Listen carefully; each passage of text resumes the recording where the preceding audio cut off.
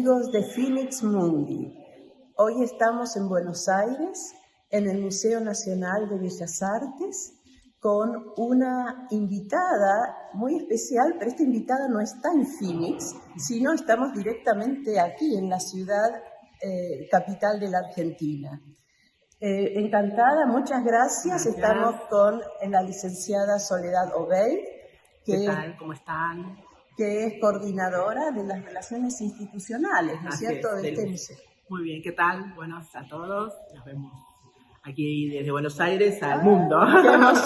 Qué emoción. Muchas gracias, Soledad. Bueno, sos coordinadora de este museo desde el año 2015 en Yo el área trabajo institucional.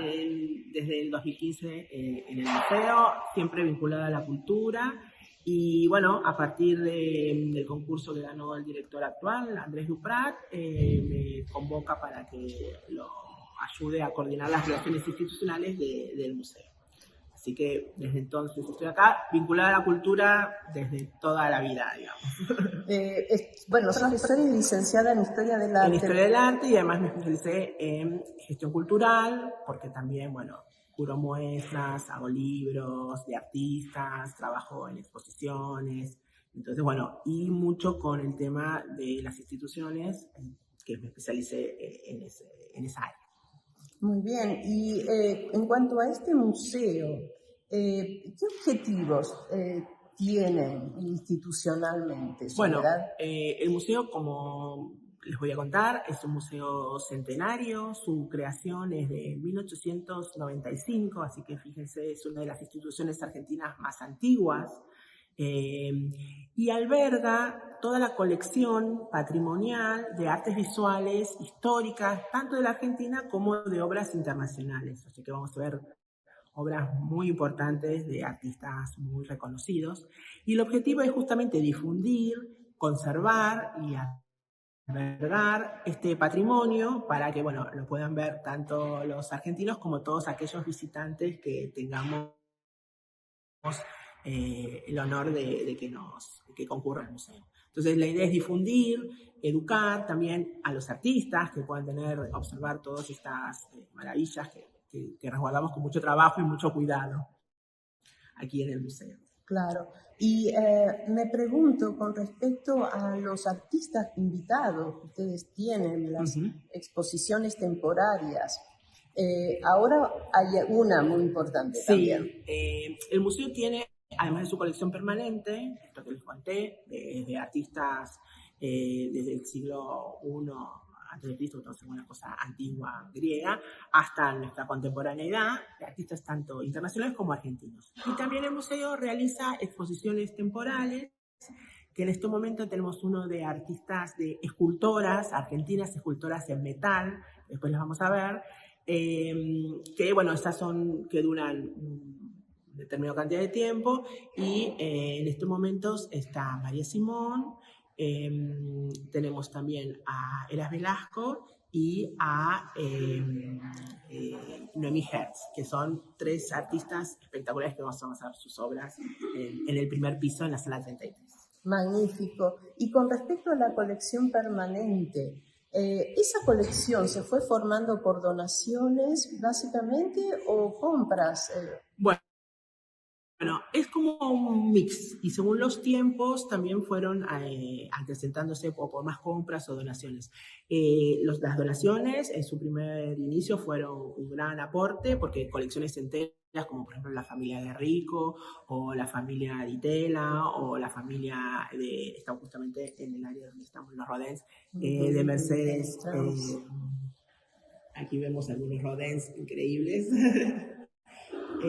Estos fueron ingresando así como por colecciones, y además fueron compras. El primer director de este museo, que fue Eduardo Schiaffino, él fue el encargado de formarlo, y entonces también fue el encargado de ir a comprar y seleccionar esas primeras obras que conformaron ese núcleo originario. Después, bajo ese mismo precepto, los distintos directores fueron incrementando esta cantidad de obras, que tenemos alrededor de casi 13.000 obras en el acervo. Solo exhibidas hay un 8%, 8,5%. Pero en compras, en donaciones, y además el museo se ingresan obras a través de los premios nacionales a la trayectoria, que cuando se les da estos premios a los artistas, parte de ellos entran al acervo del museo. Perfecto, muy bien.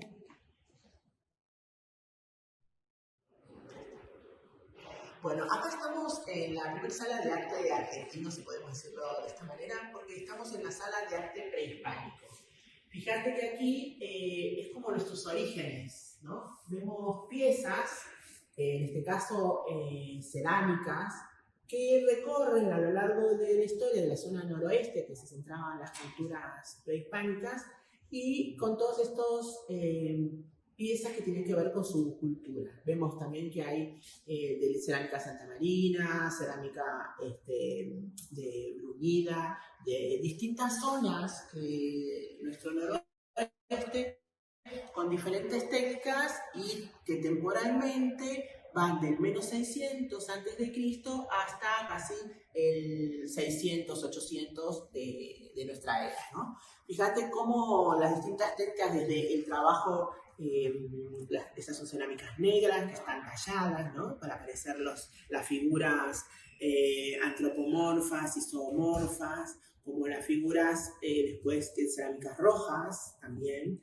y todas tienen que ver con piezas de ceremoniales, son piezas especiales, y aquellas personas que las hicieron, también nosotros ahora podemos decir artistas, pero en su momento eran aquellos que tenían estas cualidades para poder modelar la arcilla, coserla y hacer estos distintos piezas. ¿Y en qué, perdón, Soledad, de qué época estamos hablando? Estamos hablando del 600 a.C.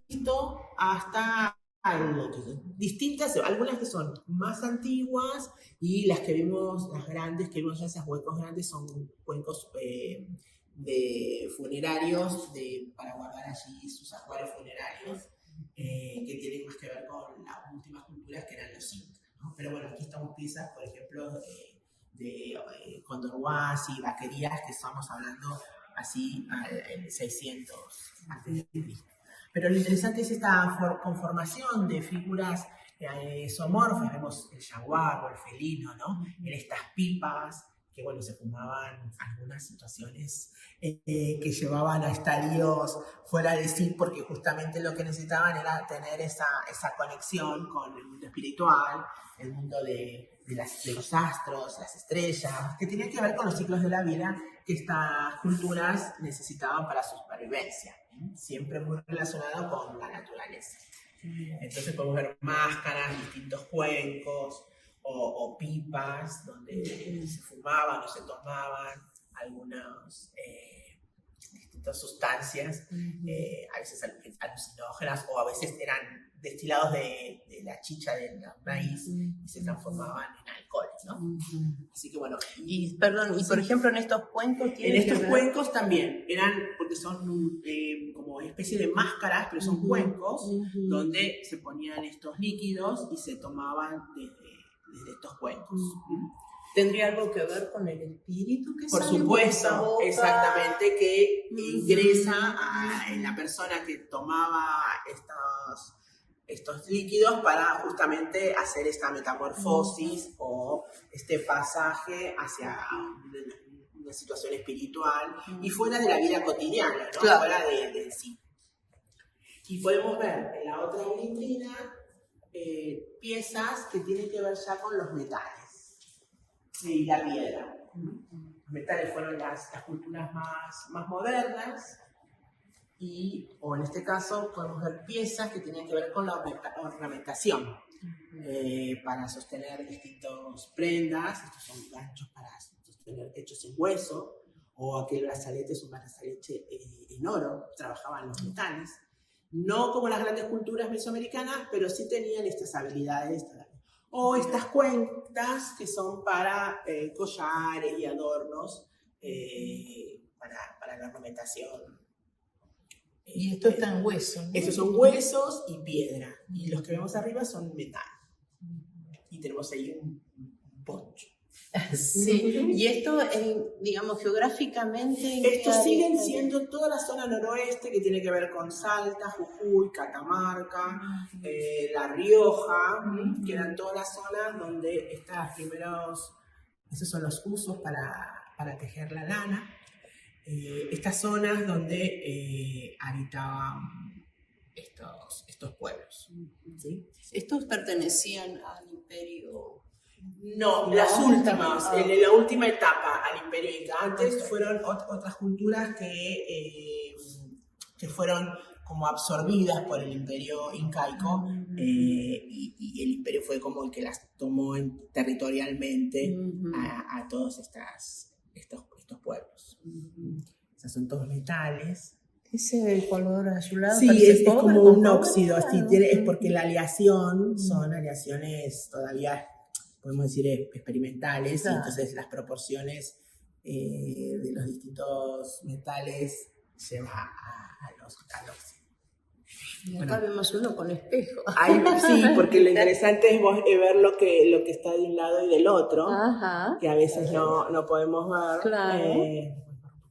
Sí, interesante. En el espejo, y se ven la pipa esa, o en el caso de esa cajita que se tenía para limar y disolver unas semillas, y se pueden ver que están como la pareja, no sé si se ve el detalle, que están como abrazados. Sí, se ven los bracitos del lado de atrás, que es como muy, muy delicado. Sí. Así que tenemos distintas elementos, muchas pipas, morteros. Estos todos trabajos ahora en piedra. Es muy difícil trabajar estos materiales, ¿no? Porque son piedras muy, muy duras. Y bueno, y todo tiene que ver con estos. El mortero es un elemento muy importante, tanto para la vida cotidiana como para los rituales, ¿no? Porque ahí es donde las distintas semillas se van moliendo, tanto para la vida cotidiana, para hacer distintas preparaciones alimenticias, como para las situaciones de ritual. Colección privada que fue donada y que, completa algunas de las situaciones. El tema de la colección privada es que es muy difícil a veces catalogar y solo se puede catalogar con comparación con piezas que fueron extraídas científicamente. A veces las colecciones privadas, los orígenes no son muy claros, y entonces, es muy importante la arqueología, el contexto, donde se saca. Perfecto, y acá en la parte central hay miniaturas. Sí, son muy pequeñas, que tienen que ver con cuestiones de la vida cotidiana. Igual, estas figuritas que vemos acá, los suplicantes, que son contextos que tienen que ver con la familia, ¿no? Por eso estas piezas pequeñas. Que estaban... Tienen que ver con el espacio del grupo, ¿no? De la tribu, rituales. Más en grupo. En cambio, estas son las piezas que justamente están en las casas, ¿no? Que hablamos de pequeñas construcciones de barro, de materiales como madera o chozas, y que tienen obviamente estos animalitos, son animales de las zonas, son los camélidos, que son las llamas, o por ejemplo vimos un pequeño perrito, o un tutú, carreta, que se llama el armadillo, claro, armadillo creo que lo denominan en pequeñas piezas que tienen que ver con la vida cotidiana, pero esa vida cotidiana relacionada con lo espiritual, ¿no? Y con lo religioso, porque estas piezas no se usaban para tomar agua todos los días, se usaban para justamente aquellos momentos en donde necesitaban tener un significado, un plus de significado en sus vidas. Muy bien.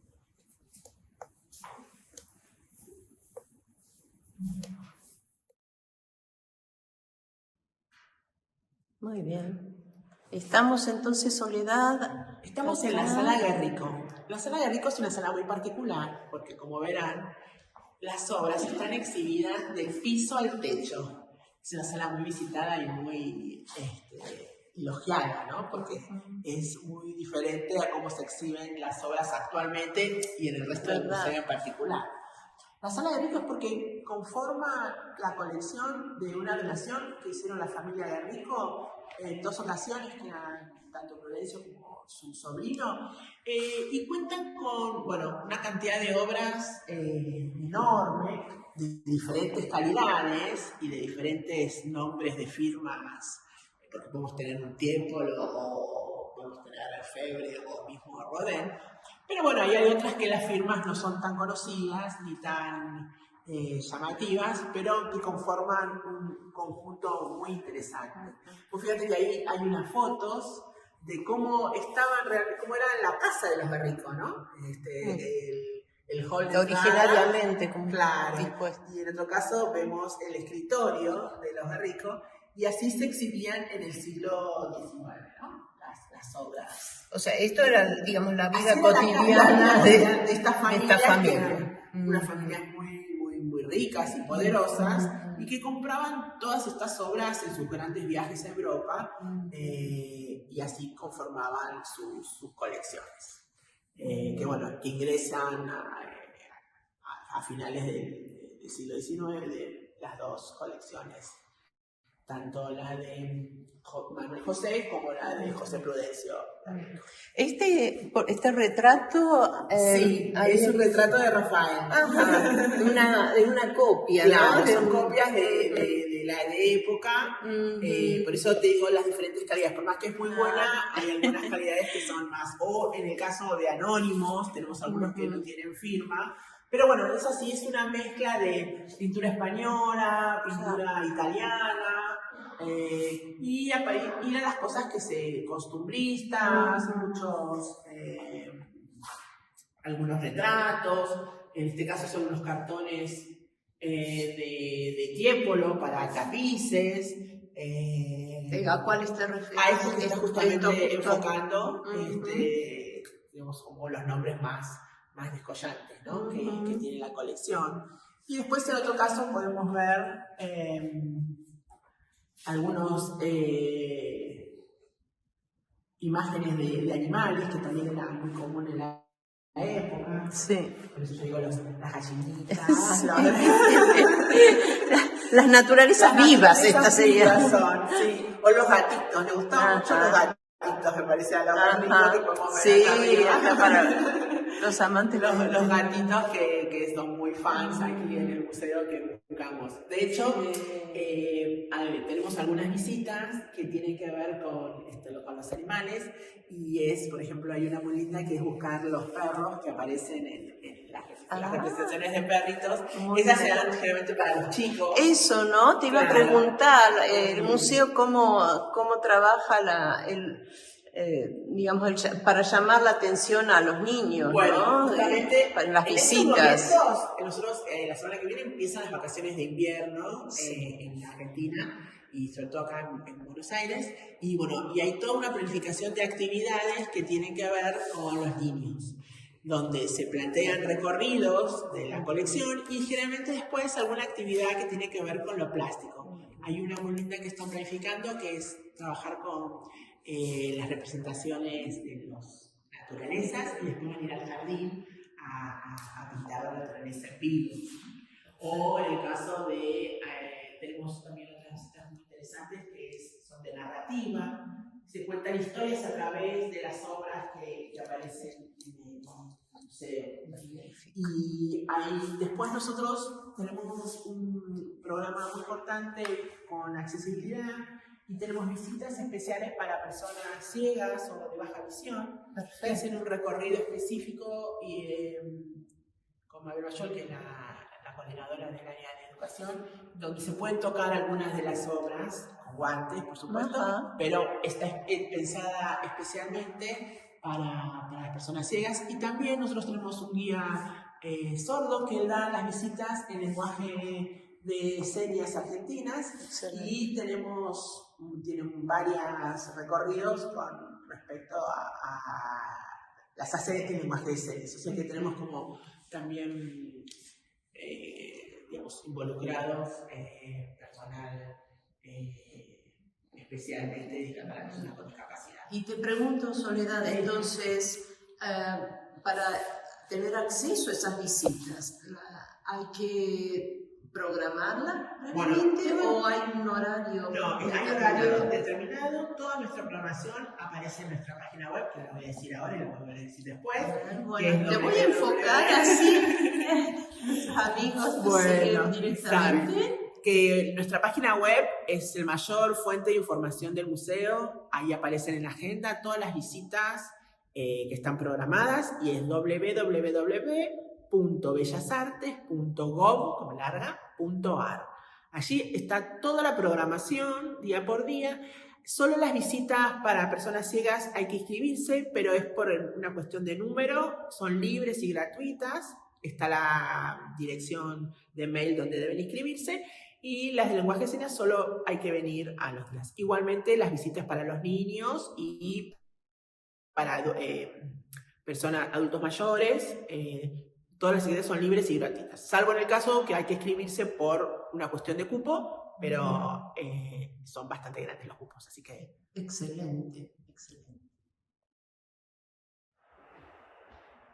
Muy bien, entonces Soledad, ahora estamos en la sala de la generación del 80. Esta sala es muy importante para el museo porque aquí están las obras fundantes del museo y que pertenecieron como a estos grandes artistas que fueron los primeros que estuvieron formados realmente y que conformaron lo que nosotros denominamos el núcleo central para que después el arte argentino se desarrolle. Bueno, ahora estamos viendo La Vuelta del Malón de Lavalle, que bueno, es una pintura de historia, pero es una pintura extraña, porque justamente lo que está representando es un hecho histórico, pero como anónimo, porque nosotros no podemos determinar quiénes son las personas que están retratadas, ni en qué lugar. Pero decimos pintura de historia porque el gran formato, y están mostrando una situación que en Argentina, en esta década del 80, 1880 estamos hablando, es la conformación de los primeros estados, el Estado Nacional, ¿no? Y donde la civilización y la barbarie eran estos dos hitos que empezaban a decir, bueno, hacia dónde... instalarse, ¿no? Exacto, hacia dónde quieren conformar estos primeros años ya conformados como un Estado Nacional. Claro. Después tenemos aquí al lado una obra que como dato es de María Obligado, es la primera mujer que está en esta sala. María Obligado era una artista muy importante, que venía de una familia muy bien, que pudo estudiar en Europa, fijémonos lo que es extraordinaria la pintura. Y bueno, es muy importante contarles que el museo tiene como estos últimos años, incorporar a las artistas mujeres dentro de la colección, que han sido invisibilizadas por la historia. Y bueno, y María Obligado está a la par de estos artistas que les voy a contar ahora a continuación. El uso de las transparencias, ¿no? Las telas. Sí, bueno, esto que estamos viendo es un interior, que está mostrando el interior de estas mujeres trabajadoras, que son las que tejen las redes, y se ve a través de las ventanas el exterior, valga la redundancia, donde aparecen justamente los hombres, que son los pescadores, que vuelven o que terminan de las redes de la pesca, ¿no? Entonces esa situación del claro y oscuro, ¿no? Del exterior y del interior, ese contraste, bueno, hace que es un cuadro muy, muy interesante. Muy interesante, sí. Aquí al lado, que es otra de las obras maestras de este museo y que tiene tanta significancia, es una obra de la Cárcova y se llama Sin pan y sin trabajo, y es una obra que es muy representativa como de la Argentina, porque nosotros estamos viendo un trabajador manual, que pues ahí sus elementos que está como impotente, medio enojado, medio como que no puede... se ha quedado sin trabajo, y está mirando a través de la ventana que ve la fábrica, que es aquello que le ha quitado su trabajo, digamos. Ese puño, ¿no? Ese puño de impotencia, ¿no? Pero además vemos que en esa fábrica también está sucediendo algunas cosas, como que adelante hay un grupo de personas que suponemos que están haciendo una manifestación, ¿no? paro, porque vemos que las fábricas no están funcionando porque no vemos humo en sus chimeneas, pero además vemos unos caballos con unas personas como de la ley que van o de las fuerzas de seguridad, que van a disolver justamente esa manifestación. Digamos, es tomado esta obra de la Argentina como una especie de un eterno retorno, la maestría en que pudo de la Cárcova tomar este momento tan íntimo, ¿no? En una casa pobre, con esa mujer, esa silla que está inestable, ¿no? Que muestra la inestabilidad de la vida. Esa mujer con ese niñito muy enferma y que no sabemos si le puede alimentar, la cara de desesperanza, ¿no? Y bueno, es una obra que muy característica de los 80, pero bueno, desgraciadamente la Argentina ha sido como siempre representada. Es contemporáneo. Exacto, y artistas como por ejemplo Berry, que hizo Manifestación, hace alusión directa sobre esta obra porque ya un cartel que dice Pan y Trabajo, o contemporáneos que la vuelven a tomar. Bueno, en este caso también tenemos esta obra de Mendilazzo, que se llama El regreso al hogar, que se ve a esta mujer, que es una mujer que por su ropa y su sombrero vive en la ciudad y que regresa a su hogar en el campo rural, una zona rural, a un entierro, digamos, a un velatorio de que suponemos que ha sido su padre quien ha fallecido y que regresa a las iglesias y es bueno, también muy de la época esto de mostrar la vida en el campo y la vida en la ciudad. Un cierto costumbrismo, exacto, ¿no? Es un costumbrismo por un lado de lo que sucede en una casa rural con el contraste de esta mujer que viene de la ciudad, que más allá del acontecimiento sentimental que está sucediendo. Ahora, el trabajo de la atmósfera. Bueno, eso lo que hace que tenemos esa luz que vemos que está justo al lado del crucifijo, al lado de esa mujer que está doliente frente al lecho del muerto, que está concentrado allí, entonces muestran esa situación, mientras que del lado derecho es una oscuridad, o lo que aparece detrás conforma la habitación más oscuro, ¿no? Y aquí tenemos El despertar de la criada, de Eduardo Sívori, también esta obra muy naturalista, pero justamente también está mostrando estas nuevas clases sociales y empieza a representarla a una mujer muy bella, pero es una mujer trabajadora, porque si podemos ver los pies, son pies que tienen callos, pies que soportan muchas horas de estar parada, deformados, claro. Y en esta obra Sívori muestra como que también ya es la representada, no es una ninfa, ni es una diosa, es una mujer real, ¿no? Es una mujer que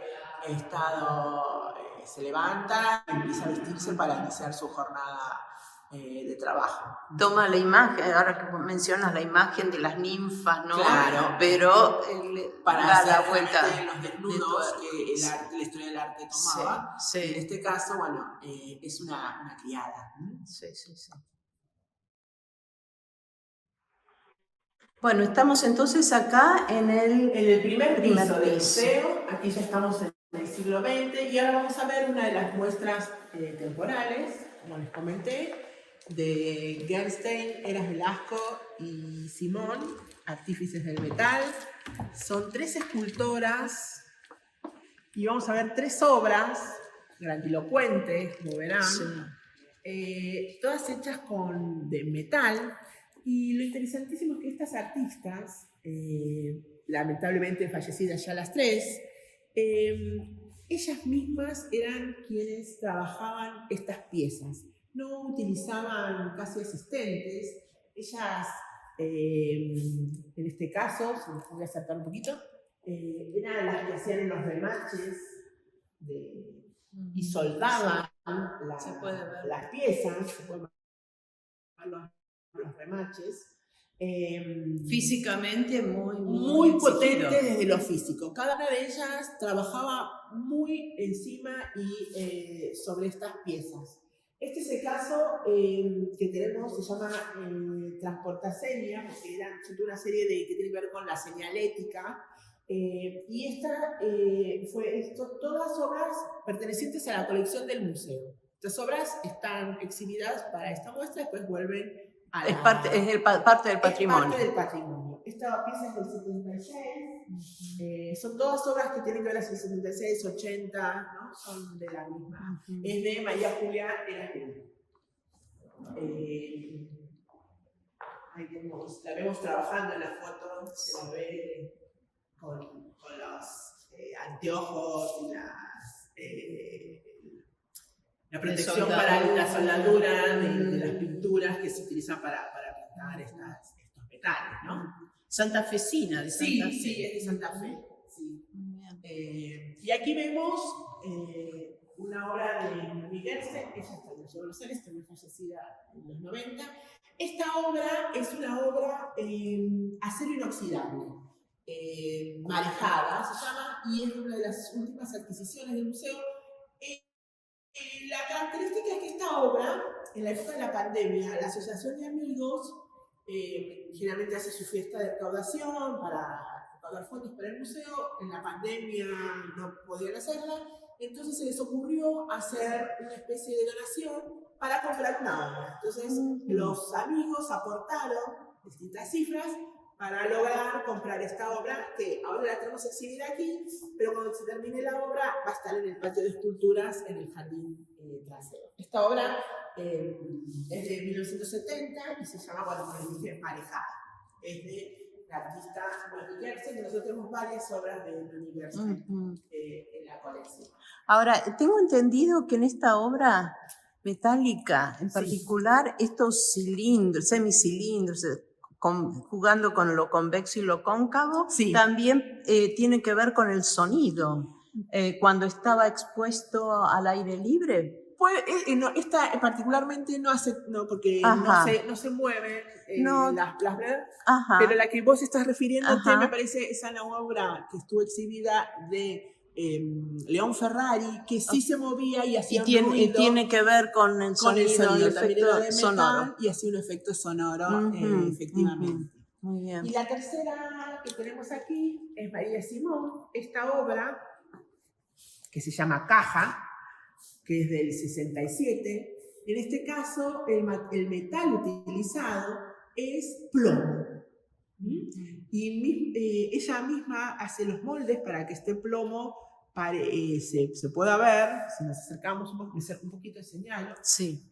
Por ejemplo, las grampas. Es una caja desarmada, ¿no? Pero tiene un doble sentido, porque uno puede ver una caja, pero si nos damos vuelta y la recorremos un poquito, podemos ver a otras formas también. Puede ser una mariposa, o puede ser algún otro insecto en su manera más abstracta.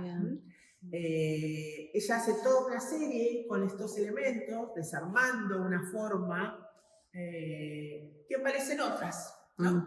Ella es de Tucumán, como vimos que la de Santa Cristina, ella es...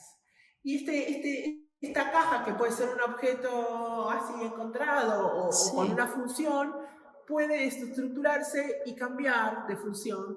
Y bueno, un poco algo que dijimos del arte abstracto. Digamos, ninguna de estas formas tiene una relación directa con una forma que nosotros podemos decir figurativa. Pero más allá de eso, podemos encontrarle una variedad de significados que justamente nos da la geometría. Como dijimos, ¿no? Son obras muy geométricas en ese sentido. El metal es un material bastante potente y que llama para que esa geometría se pueda ver bien descripta. Y bueno, y ahí podemos ver alguna relación entre lo figurativo y lo abstracto que estas escultoras han trabajado. Y justamente hablando de la cuestión no figurativa, que muchas veces cuesta, ¿no? apreciar Claro. el valor artístico, la expresión. ¿Cómo se procede, digamos, Para en un esto. museo y en este en particular? Bueno, vos fíjate que vos estuviste filmando algunos textos que aparecen en las paredes, que son claves o ayudas a que justamente el gran público que no está inmerso en las cuestiones de la historia del arte puede acceder a las obras y puede encontrarle estos significados múltiples que tiene justamente una obra. Como te conté yo, la caja es una caja grandilocuente, fíjate el tamaño, que puede ser otra cosa, que puede ser una mariposa, que puede ser muchas cosas, ¿no? A la vez. Y sigue siendo una figura abstracta, fuera de la figuración humana o de la representación de un paisaje. Si vamos avanzando un poquito, sí. Vamos a ir a una sala donde todo lo que vemos es arte abstracto. Estamos justamente en una sala donde aparecen muchas obras de arte abstracto, que estas son obras de la colección permanente, son de los años después del 45. Vos fíjate que acá desaparece la figuración, la figura humana, el paisaje, pero el color toma como un protagonismo muy importante. Y esta expresión, que podemos decir, estos grandes pinceladas con brochas, por ejemplo este es de Madonna, o el que está al lado es de Jackson Pollock, ¿no? Pollock con el dripping, ¿no? Que va chorreando y va raspando. Lo que pasa es que los artistas necesitan encontrar una manera de manifestarse y de mostrar su expresión fuera de lo figurativo, porque en estos momentos el cine ha acaparado toda la representación mimética, sí, o la fotografía, ni hablar, ¿no? Entonces el color, en este caso, la expresión, estos son los artistas de la abstracción de Estados Unidos, ¿no? Sí. Bueno, está filmando a Mark Rothko, sí, con este rojo espectacular. Es una de las obras, para mí es mi favorita. Sí. Donde justamente uno empieza a ver este rojo y se empieza a compenetrar, y estas vibraciones que el mismo color va generando y va teniendo, que es lo que los artistas quieren expresar, ¿no? Bueno, en el caso de al lado tenemos justamente la escultura de Naomi Gerstein, de la que vimos al lado, sí, que se llama Samurai. Nosotros, el título nos da claro, la clave, porque vemos que son tubitos, soldados, uno al ladito del otro, que tienen esta forma que parece una ciudad, parece un órgano de tubos. Bueno, uno puede encontrarle múltiples conexiones con lo que a uno le resuena, porque lo que tiene el arte abstracto es que tiene que resonarse a las personas que lo están observando.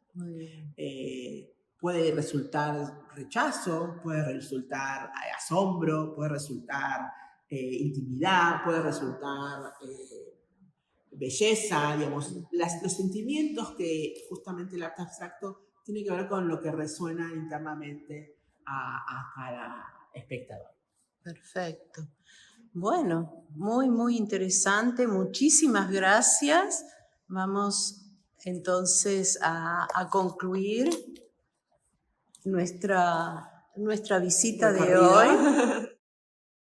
Bueno, ahora entonces Soledad Obeid, muchísimas gracias por esta fantástica, magnífica visita guiada, tan especial en un día en que tuvimos el museo solo para nosotros. Solo para nosotras. Y bueno, muchísimas gracias por apoyar a Phoenix Mundi en esta propuesta de comunicación cultural internacional y desde aquí, directamente desde Buenos Aires. En nuestro Museo Nacional. Sí, bueno, muchas gracias por habernos visitado, un placer.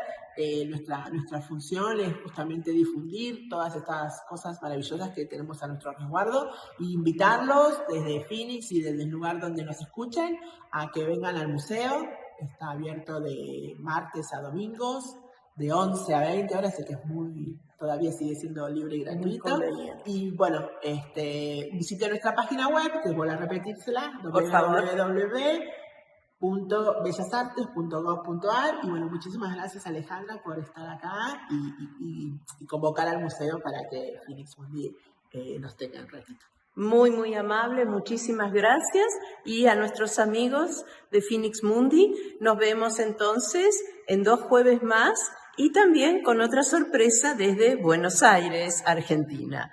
Gracias, chau, chau.